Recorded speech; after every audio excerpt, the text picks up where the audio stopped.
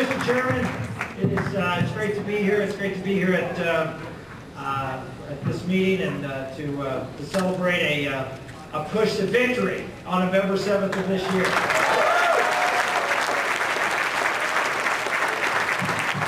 Congratulations to you, Rob, and to Joyce for your leadership. And as I said last night on the video, I just thank you for stepping into the breach and doing an outstanding job and working with both the Santorum campaign and the Swan Matthews campaign, and all the campaigns. We're the epicenter in this country. We are the epicenter for congressional races, for Senate race, as well as the governor's race. This is an important state in this country. This is a state that everybody is looking at all across this country.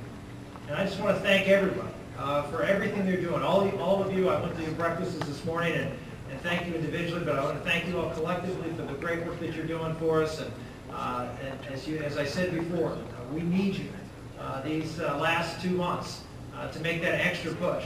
I want to thank, I know the YRs did a reception for us last night. Let's give the YRs a round of applause.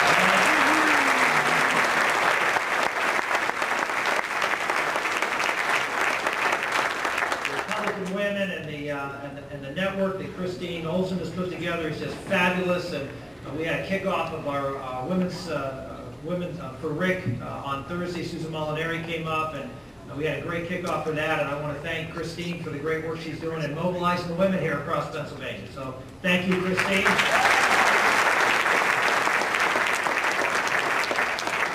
want to thank our National Committeeman Bob Ashett for the great work that he's doing and really supporting this party and making sure that we have the resources that we need to make a go of this. We've got a great team together in Pennsylvania, and as I said before, the eyes of the nation are watching Pennsylvania. You know, if you've noticed in the last couple of weeks, you turn on the radio or you turn on the national news, they're saying on the Republicans, you know, they're surging. There's a change out here.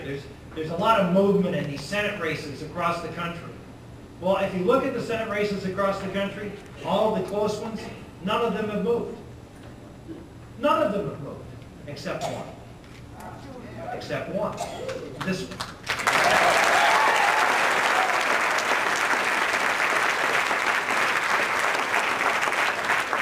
So what I told you earlier in the game is true, is that we are the lead dog on this sled.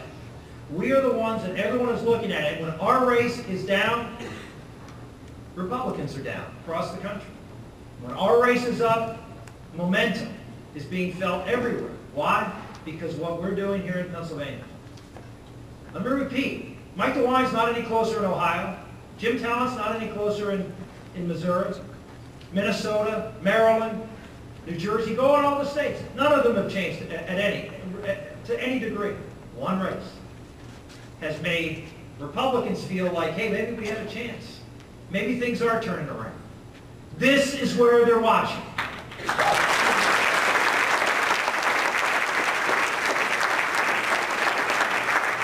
We have a chance to do something pretty extraordinary here in Pennsylvania.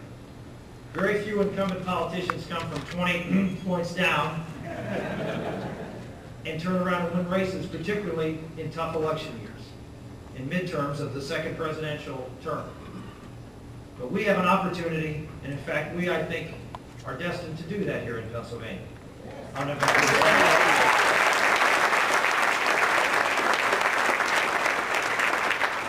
And this race is important for other reasons, too.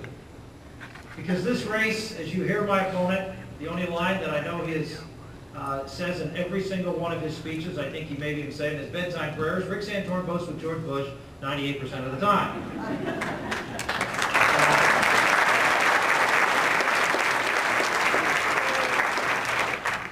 And that's his entire campaign. That's his entire campaign. You know what? I stand up for what I believe is right. I stand up not for what the polls say, not for what's popular at the moment. I stand up and do what I think is important for the future of Pennsylvania and for the future of our country. And whether the president agrees with me or not, that's great. And most of the time he does. He's a very wise man.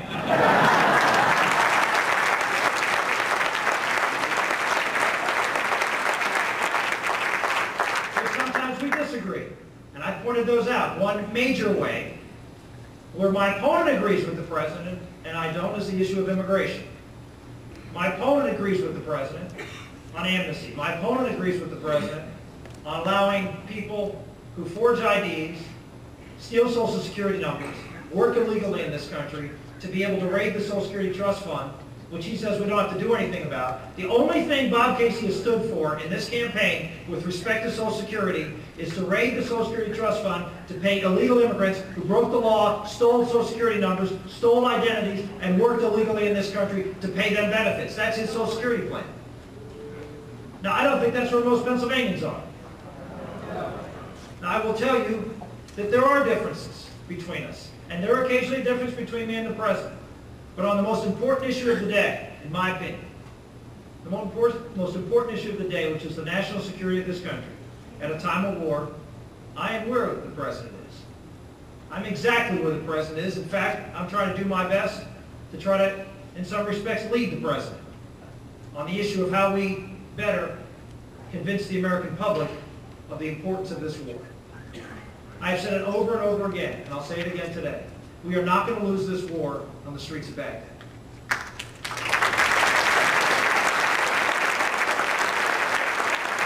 We are not going to lose it in the streets of Kandahar. Our military will not lose this war.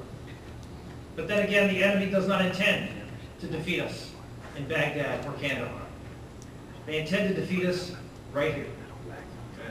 Their intent is to defeat us by getting us to say, let's go home. Enough. We give up. That's what terror is all about. It is not a tactic to gain ground. It is not a tactic to conquer countries. It is a tactic to intimidate the country to submit to what they want you to do. That's how terror works. And it's working, unfortunately, in America. We see it in the polls. Oh, and by the way, they see it in the polls too. President Mahmoud Ahmadinejad. You say, who is Mahmoud Ahmadinejad? He is the president of Iran. And I predict that all of you within a year's time will know that name as well as you know your own, unfortunately. And you'll be able to pronounce it as well as I do. It's a very serious threat. When you heard me answer questions on Meet the Press last couple of weeks ago, I was asked about Iraq. What did I talk about? Iran. Why? Because Iran is the problem in Iraq. Iran is the problem in Afghanistan. Iran is the problem in southern Lebanon. Iran is the problem across the world. They are the ones who are trying now to take over the lead from the Al-Qaeda's, the Sunni Al-Qaeda, and have the Shias have their day in leading the Islamic fascist movement across the world. And we need to be concerned about them. We need to fight them. Howard Dean and Jack Murtha don't think that the war in Iraq is part of the war on Islamic fascism. Ask Ahmadinejad whether it is. Ask Al-Qaeda whether it is. They all say it is. If the enemy says it is, then who are we to say it isn't? They're the ones attacking. Why are we not telling the truth to the American public as to what these people are saying? Because what they're saying is they are at war with us. In Iraq, in Afghanistan, in Lebanon, in Britain, in the United States. And they want to defeat us because they hate everything we stand for. They hate freedom. They hate democracy. They hate the material and modern world. They see it as evil, they see it as corrupt, and they see us as corrupt, evil, and weak. Weak.